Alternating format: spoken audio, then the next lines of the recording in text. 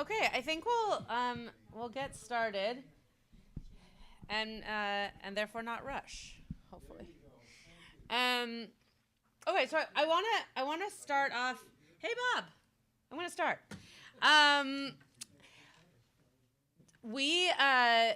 We're gonna look at the sons Ephraim and Menashe, who many of us probably know are the names of the people who we attribute the blessing to our sons on Shabbat. So we say, Yasimcha Elohim ke Ephraim v'chi Menashe.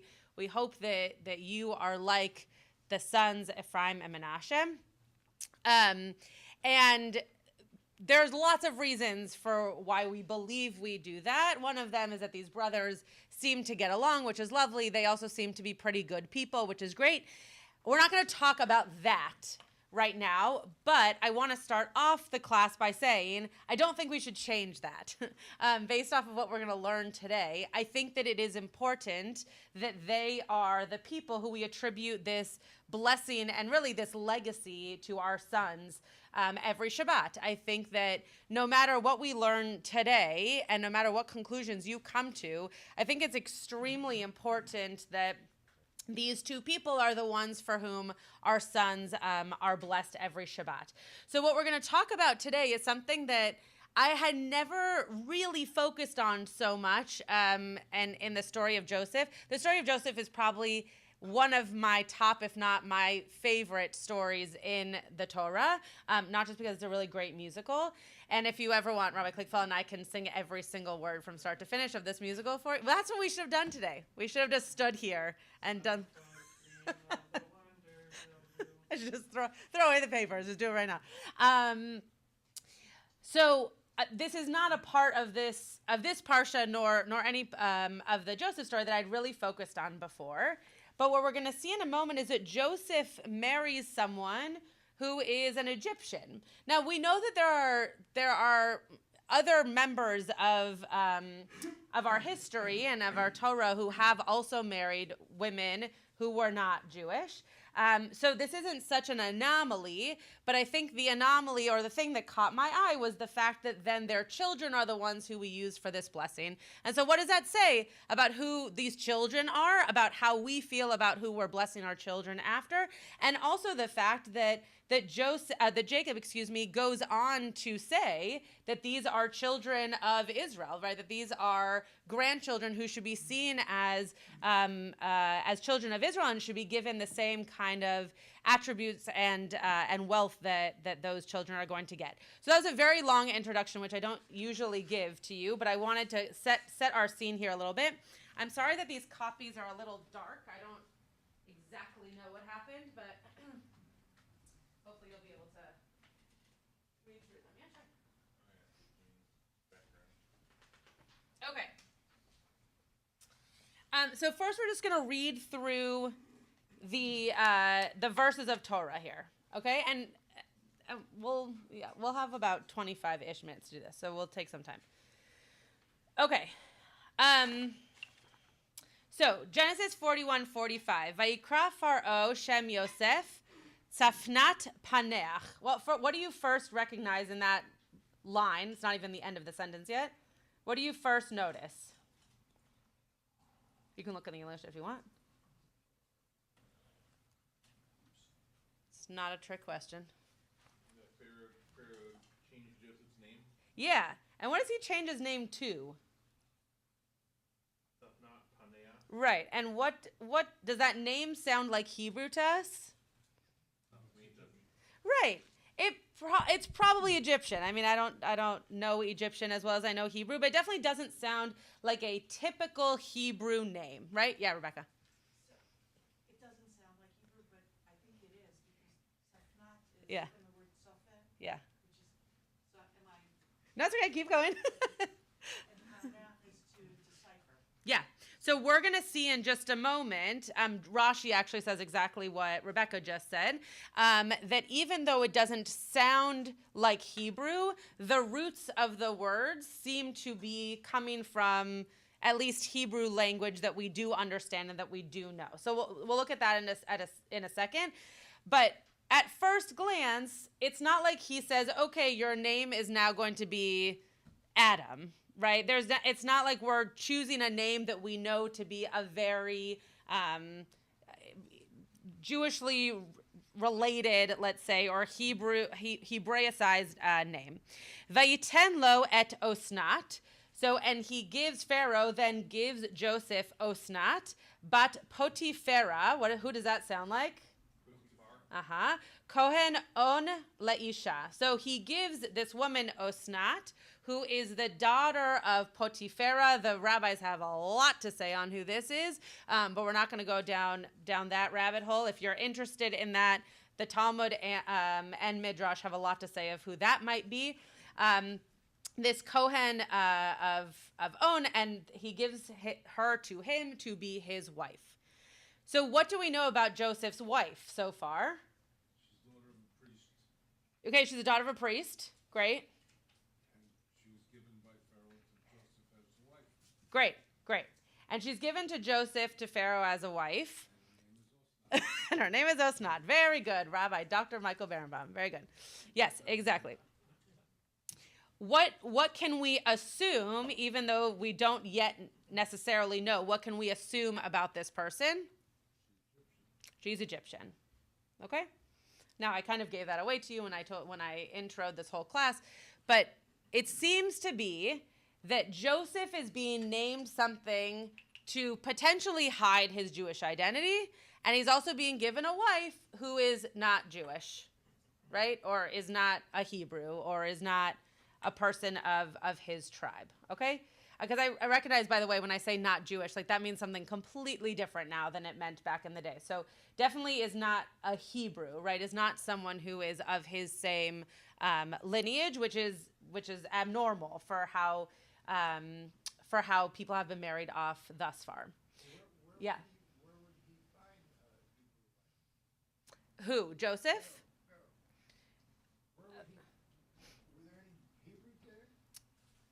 Under Pharaoh's regime?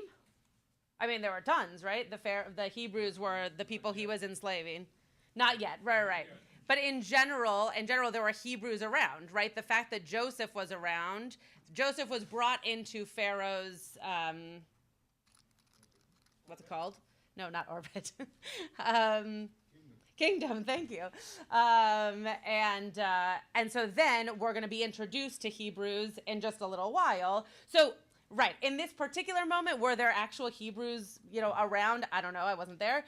But I assume that because we are so soon to meet them in the Torah, that they were around.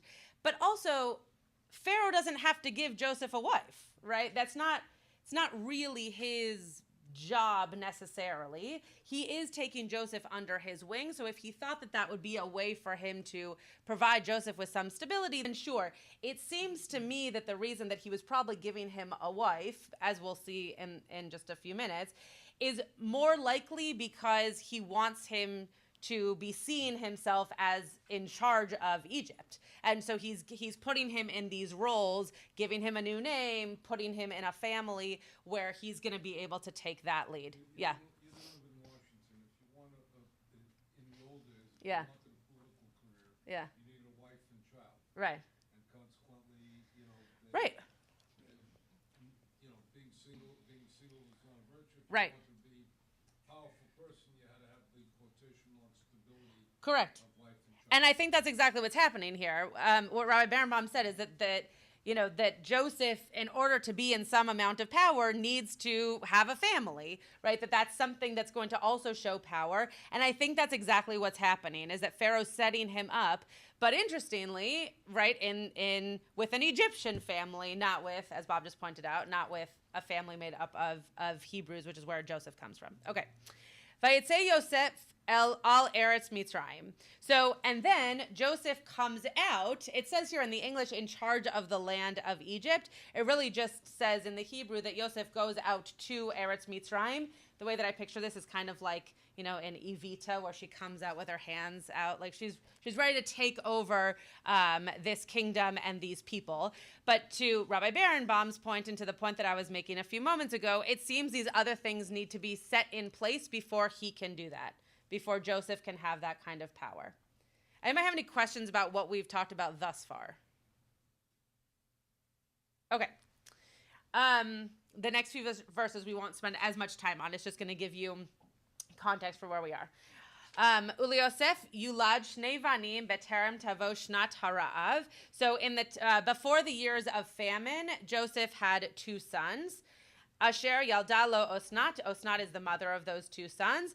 Bat Potifera kohen avon. To remind you who that is from 5 verses ago, she's his wife, and this was her father. Vayikra Yosef et Shem HaBechor Menashe. So the name of the older son is Menashe. Ki nasani Elokim et kol amali ve'et kol beit avi. So Joseph named him Menashe because, quote, God has made me forget completely my hardship and my parental home. And the second child is Ephraim. Ki hifrani Elohim be'eretz oni. So God has made me fertile in a land of my affliction. Yeah. The very interesting thing is if you think of the values associated with the name. Yeah. There is no way on earth that the name of Menashe should take priority over the name of Ephraim, because the entire sense of the Torah is you're not supposed to forget your parents' home. And look at how we end up in the narrative recalling all of the struggles and what we've done with it. So Ephraim is the key, because Ephraim he's made fruitful or fertile in the land of his affliction. Sure. Which is how the Jewish people have responded throughout the narrative to the land of affliction. Okay. In other words, you don't merely take it, but you find a way to live in it and become able to do it. So if you think of what Menashe is, I've forgotten the whole thing. I now emerge triumphant. Yeah. And that's not a good message. That's not a good message, and in fact it's antithetical to what the Jews have done throughout their history. All right. Rabbi Berman has a drash for next Shabbat, everyone. It's interesting. I where I thought you were going is not where you went, but I was curious if what that meant for you was that the firstborn should have been named Ephraim and the secondborn should have been named Menashe. No, nobody should have been named Menashe. All right, great. Well, there we go. That's not our value. Right. But Okay. if you think of what Ephraim represents, Yeah. Ephraim represents precisely the instructions Right. of how to live, even amidst affliction. All right. So if Ephraim is named well and Menashe, there should have been a second chance. But yes, it is interesting. We're going to see in just a few moments why it's important that they were named with these types of attributes. The commentary does not go as far as Rabbi Berenbaum just went, but the idea that they were actually named for these particular things rather than something that came before them, but rather are foreshadowing and bringing something in the future rather than something that has befallen their parents before them. And as Rabbi Berenbaum pointed out, maybe Menashe's should not have been this at all to begin with. Okay. No, Yeah. Let me just. Okay. It's an interesting character Yeah. example of who Joseph is. Uh-huh. Joseph is telling you, I've now emerged triumphant, I forget the whole thing. Right. And that tells us a little bit. If you name a child, that's one of the first things of calling a kid into being. Right. And consequently, it says an awful lot about who you are. Sure. Yeah. So here he's saying, I got rid of my past. Yeah. Will become my past. Right, which again, going back to what we're going to talk about right here, is potentially true, right? Not that we want to see that as a value, but it's potentially exactly what happened, or at least in that moment, is exactly what he was going through. Okay. Rashi says about this name that Yosef is given by Pharaoh that it means the explainer of hidden things, right? So back to what Rebecca was pointing out, that maybe, in fact, it is Hebrew, or at least we can find Hebrew within it to understand what it meant. But there's no other example of this in our Torah or anywhere in, it calls it scripture, but in our Mikra, right? There's no other mention of this anywhere in what we're reading. Okay, Sforno then says on that same verse, but about the last part of it, when Joseph goes out and now he's in charge of all of Egypt, that means, I love this language. I think this is very, very funny. That he goes, that the English does not actually reflect what the Hebrew says, but it uses the word interview in the English, which I think is hysterical. He walks away from Pharaoh, but it says he walks away from the interview in a manner which indicated that he was now the ruler of the whole nation. Right? He walks away from this moment, being given a new name, being given a wife, and says, great, this is now who I am, and I'm going to be completely in charge of this nation with this new identity and with this family, to go back to Rabbi Berenbaum's point of now things have been set up for me so that I can then approach this nation. And why is it important that he have an Egyptian identity to rule their nation? Irv? Great. Person or anyone else ruling. Great. So maybe it would be harder to have a Hebrew come in front of them and say, "Now I'm going to be in charge of all of you." Why else? Were you going to say something, Brian? To me, it's a bit foreshadowing. Pharaoh gives Joseph a new name, and not as a wife, and that's the daughter of a priest. Shiphrah and Puah give Moses his name when they draw him out of the water. Nice. And then Moses goes and marries the daughter of a priest who is not Jewish. Correct. And then, with that new name, new identity, goes and rules. Interesting. Nice. It's also the case that when you are about to lead a group of people, no matter who it is, right? When I do Tat Shabbat, I don't stand up here behind a bima. I get on the floor and sit on a parachute, right? You want to become part of who the people are that you're leading, right? And sometimes that is changing your name. Sometimes that is changing a part of your identity.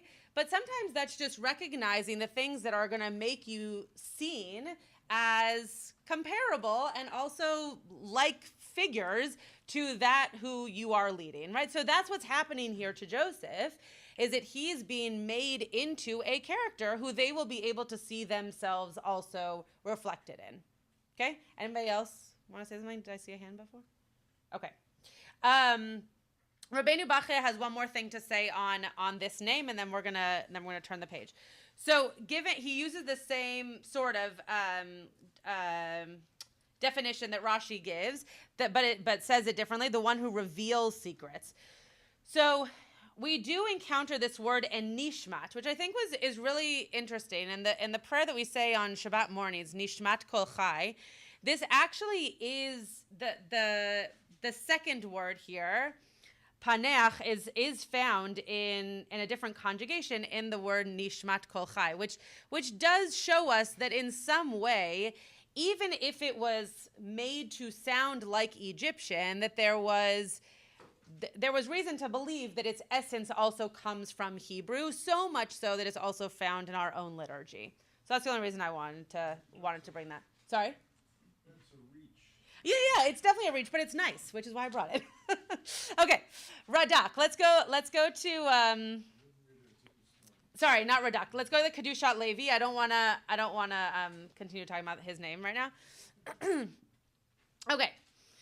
So now the Kedushat Levi has a question about why we need to know that he's in Egypt, right? We already know that, and so there's this moment here where it's not actually in the this is not based off of the verses that I brought you, but the context is connected. But there's this moment where it says that he's already been in Egypt, and so it's going to bring us back to this moment where he's now been given this name and this identity. So the Kedushat Levi says, we need to examine why the Torah had to repeat the word b'mitzrayim. Again, this isn't a verse that's not on your sheet. Perhaps the Torah wanted to stress that during all the years that Joseph had been in Egypt without the moral support of his family, he had not changed his name. Right? Again, this is why I'm bringing this source. It's not on a verse that we're looking at, but it's on the context that we're looking at. Content that we're looking at, sorry.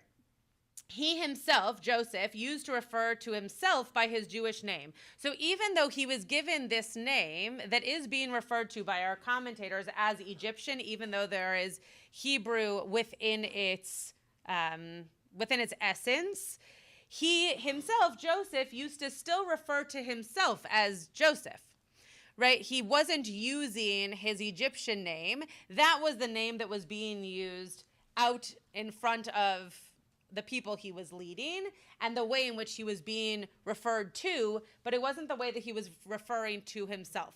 A very easy example, though not at all the same thing, is I don't refer to myself as Rabbi Schatz. I refer to myself as Rebecca because that's my name, right? Whereas people who I'm talking to, potentially, given the situation, would call me Rabbi Schatz, right? So he is still going back to his essence of the name that he has. Even Pharaoh realized this, the Kedushat Levi says, when during the early days of the famine, he had instructed the people to turn to Joseph for help. Lechu el Yosef. So Pharaoh even realized that Joseph, in moments where he was helping others, or maybe in more like intimate moments where it wasn't so top down, that he was being referred to as Joseph, and therefore Pharaoh was also referring to him as Joseph, not as this new name that he had given him as leader over these Egyptians.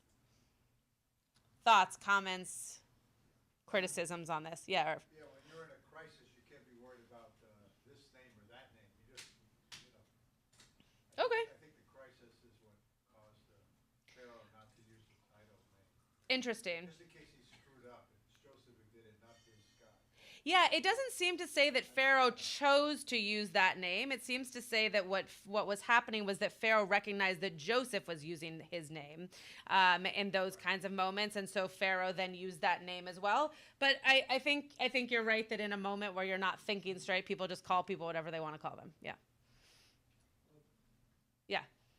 Could also be that for, I mean, it could be, it's a non-Rashi reading of Safnat Panea. Yeah.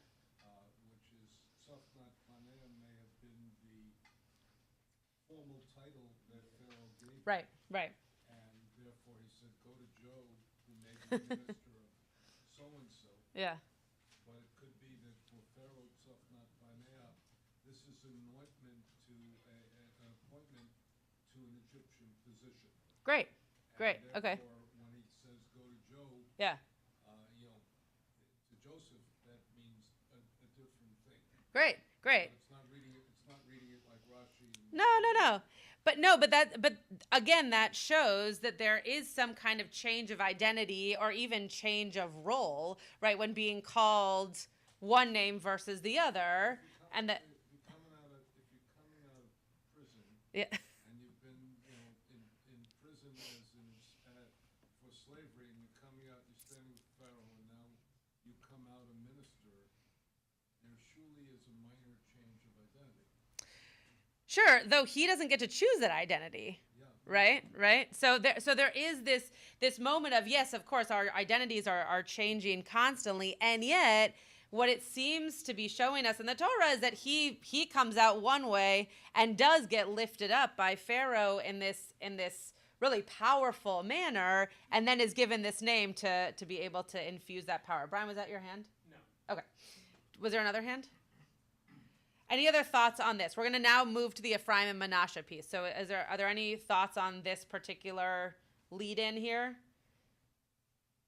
Okay, so before we look at the kind of connection into Ephraim and Menashe, I want to just say what we've so far understood about this change, whether it's in identity or power making or whatever, is that Joseph needed to be situated in such a way that people were going to be able to refer to him in power the way that, it doesn't say this anywhere, but they were used to, right? That it was going to be someone who acted like and seemed like and was now tribally part of their milieu, right? What they would have expected as a person in power in front of them. As opposed to this Hebrew who came along and knows a thing or two about dreams, and Pharaoh seems to like him, and so sure, let's put him in power. Now he seems to be someone who is coming to power, who has a knowledge of the people that he's going to be overseeing. Okay. What I'm about to share is also just a nod to the fact that Sepharia now has this new commentary as an option, and I have loved for the past week being able to work with B'nai Mitzvah kids and show them that the women's commentary is also now on Sefaria. I think that's a very cool thing. It hasn't always been so fruitful, but it's been a very it's been a really wonderful thing to be able to show young people. So this actually was quite fruitful, and this is where this session came from, was this particular commentary. So it says here, and by the way, this is a book. The Torah, a woman's commentary, is a book that I have on my shelf, and that's a wonderful resource.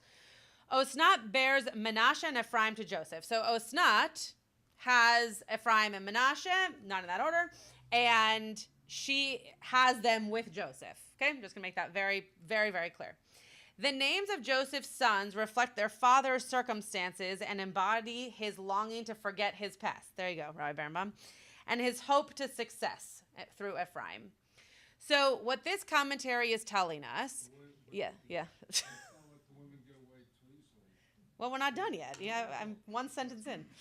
Yeah. If Ronnie is already, it's given the tense, it's not God will make me, God has made me. If Ronnie Elohim Baretz Nachriya.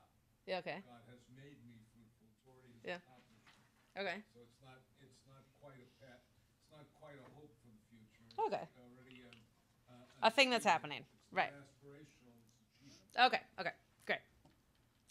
So this idea here, though, that the sons are now going to reflect Joseph, right, in any manner, in the Berenbaum manner or in this manner, they're going to reflect Joseph rather than, in contrast to Jacob's sons, whose names bear the hopes and circumstances of their mothers, Leah and Rachel. So if we think back to 2 parshiot ago, where all of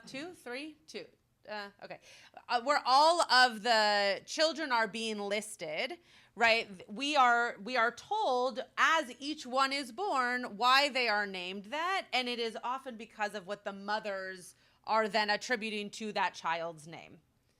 In this case, it's because of Joseph, not because of Osnat, which already gives us an idea here of how of the direction these children are going to go in terms of their lineage or their like tribal identity. Right? Is everybody with me so far and how I'm getting there?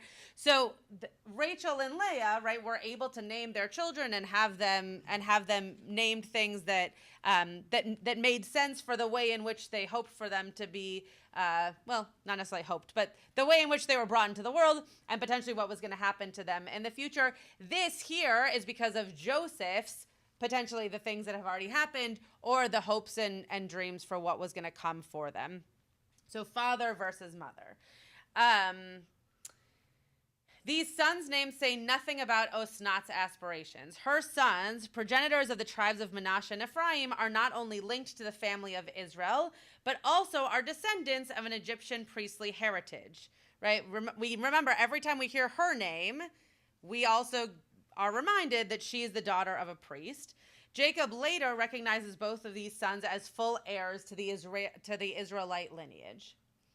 So this is very, very, very interesting in terms of, again, going back to the introduction of every Friday night, we give a blessing to our sons to be like these 2 children for whom they came from a lineage that actually we are not fully connected to. They came from 2 different strands, one Hebrew, one Egyptian, and we in this room, unless some of you have Egyptian in your background, I don't know, are not blessing our children with the idea in mind that they are coming from both Hebrew or both Jewish and Egyptian heritage, right? And it's fascinating that within their names, we are actually putting that into the world. And what we see here at the end of this commentary, and we'll read in a second where this comes from in this week's parsha, this idea that they are given, Jacob gives them the blessing that they are going to continue on the legacy of his lineage. And so that, too, is a fascinating way of bringing Joseph out of his kind of change of identity so that he can be some guy to a different, let's call them tribe for now, to then say, but the children are going to follow and be the future for the Hebrew side of the story. Rebecca. Going back to the previous, The Kushat Levi? yeah. Yeah. It seems like what he's trying to say is basically even Pharaoh saw Joseph even after giving him the name Yeah. as a Jew.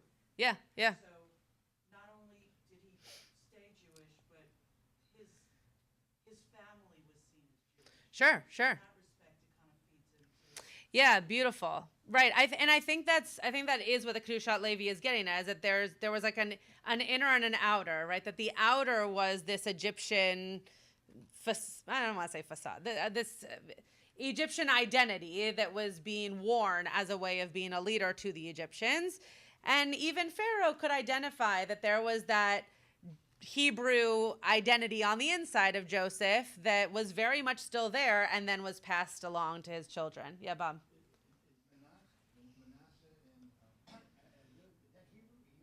Ephraim and Menashe. I've never heard that they were Egyptian. I think they're. It says that it gives the meaning, but it doesn't say the meaning from what language. Yeah, I've never heard that. Maybe someone else in the room knows better than I. I've never heard that they're Egyptian. I've only ever heard that they were Hebrew names. But Is that what Ephraim means? Is that what well, the Ephraim means the name that's been, that, in other words, the name, the explanation that Joseph gave for Ephraim is what Ephraim means. right. So the way in which we understand it, right, is based off of what Joseph then says about it. So yes, is the answer to your question, Seth. Yeah, so in the women's commentary, Yeah. takes the character behind these names and points back a generation to Yeah. Joseph. Yeah. I don't know if this reading holds water, so I'll say what if the meaning of the character of these names also points ahead to the generation of Moses. Mm-hmm. There were a lot of Hebrews in Egypt, and Yeah. and also maybe in the case of Menashe, the Hebrews that assimilated. So what's the so you're saying that this is maybe pointing us towards what's going to happen in the future, like a foreshadowing? Yeah, it could be, and I think that's what the women's commentary started to is saying, that Rabbi Berenbaum was then saying that he was disagreeing with, but that this idea potentially is that these names is what Joseph hopes is going to then happen for these children, then bringing them into their next generations. Is that what you're saying, Seth? And then it's going to foreshadow these other mirrored experiences that are going to come along in in Moshe's story afterwards. Okay, I just want to very briefly show us this, and then we're going to bench and do Mariv. So what we're going to see later on in 7 chapters from now, you're going to see that then, I'll just read it. Now your 2 sons who were born to you in the land of Egypt before I came to you in Egypt shall be mine. Right? Ephraim and Menashe shall be mine, no less than Reuben and Shimon. So this is Jacob talking, saying that my grandchildren, Joseph's sons, are going to be to me like sons, like my other sons, like Reuben and Shimon. And then, and this is a just point in between so that you can understand where we're at. Rashi understands this to mean that Ephraim and Menashe will each inherit a portion in the land of Israel, along with all the other tribes. Exactly the same as these other tribes. Ephraim and Menashe will now be put up, even as grandchildren, to what the sons received. Jacob then notices his grandchildren, but doesn't recognize them. When Joseph identifies them as his sons, Jacob blesses them. And that's when you get Hamalach HaGoel, which we now sing very often. But it says in English, the angel who has redeemed me from all harm, bless the lads. And them may my name be recalled, and the names of my fathers, Avraham and Yitzchak, and may they be teeming multitudes upon the earth. So it goes as far as to recognize them not just as grandchildren, but as children, which in a tribal world is important. That status is important because of what you then receive. And so what I wanted us to see in this in this teaching is that there is something about identity that is very important, especially with Joseph in terms of his in and out of these different identities throughout his story and our knowing of him and his story, but that his children seem to always be on a path. His children seem to always have this Hebrew identity, and we recognize it every single week, even in the modern day. And so even within this kind of fluctuation or maybe even oscillation of Joseph's identity in and out of Egyptian to Hebrew, that there's some Yiddishkeit that's in these children that then is passed down and that we still hold today. Okay, last word, and then we'll bench. So I had to weave this in somehow. Great. So, given the fact that Rashi understands this to mean that Yeah. these guys are patrilineality, I'm not looking at Rashi, but perhaps I should. Can one therefore say that Rashi extrapolated this and was a patrilinealist, or did he not comment on it? Well, he definitely didn't comment on it here. I mean, he says that he says that Ephraim and Menashe are the same as everybody else. He doesn't. Right. He doesn't expand that. Yeah, right. That's what I meant. Everybody. Right. But I'm just curious whether he in fact says anything about it, because that would be the logical conclusion. Yeah, I mean, the within the Torah, most everything goes according to patrilineal anything, right? So everything that you acquire has to do with if you're a male, if you're a firstborn, if you're from your father, all those things. So I don't know that Rashi expands on it elsewhere. I definitely could look to see if he does. I don't think it wasn't such a niche thing to expose, right? Because everything else was also patrilineal. So I think in today's day, when we are thinking of in the conservative and Orthodox movements that, you know, your mother is the one who makes you or who assigns you religion at birth, right? That's new, as opposed to in the Torah, where I think it was much more kind of known that it was all going to be patrilineal to begin with. So I don't know that Rashi would have expanded upon it, but Rabbi Berenbaum seems to. It's actually